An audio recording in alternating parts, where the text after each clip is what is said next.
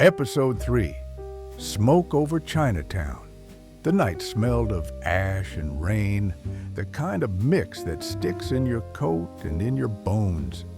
Fires had been breaking out across Chinatown, 4 buildings gone in a week, each one older than the city's conscience.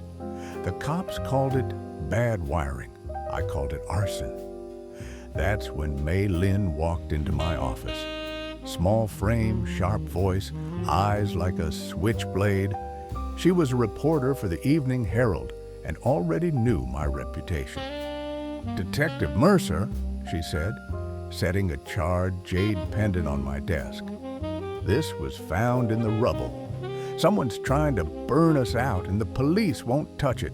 I need someone who will." The first fire site was a bakery. It was the place my late wife used to drag me to on Sundays. Now, it was blackened brick and memory. I crouched near the wreckage and found something the fire didn't eat. A small metal canister smelling of gasoline and greed. Whoever lit this wasn't sloppy. They wanted the buildings empty, but the message clear. A witness, an old man sweeping the street, whispered in Cantonese. Mei translated. "He says he saw men in suits." Not locals. They left before the fire started. Suits. Real estate sharks, maybe. This wasn't random. This was a land grab lit by matches. Mei and I hit the streets, asking questions nobody wanted to answer. Fear has a way of closing mouths. We ended up in the Red Lantern, a smoky bar where secrets were cheaper than the whiskey. The bartender slipped me a note when nobody was watching. "Warehouse 14, midnight. Bring no one." Of course I brought Mei. She insisted. She was fearless or reckless, maybe both. The warehouse smelled of fuel and dirty money.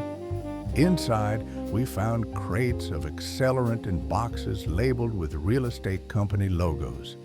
Harlow Developments, the kind of company that builds luxury condos where history used to live. Then came the sound of footsteps. Victor Harlow himself stepped out of the shadows, flanked by 2 goons with more muscle than brains. "Mercer," he sneered, "you're sticking your nose where it doesn't belong."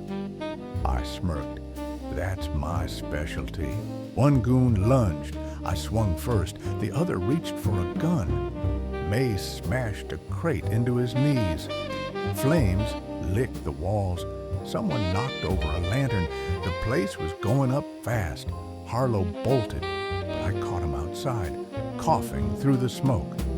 "You're done," I said, shoving the jade pendant in his face. "You tried to erase a community for profit.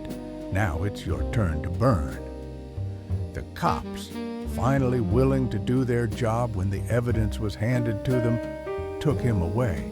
By sunrise, the fires were out, and so was Harlow's empire.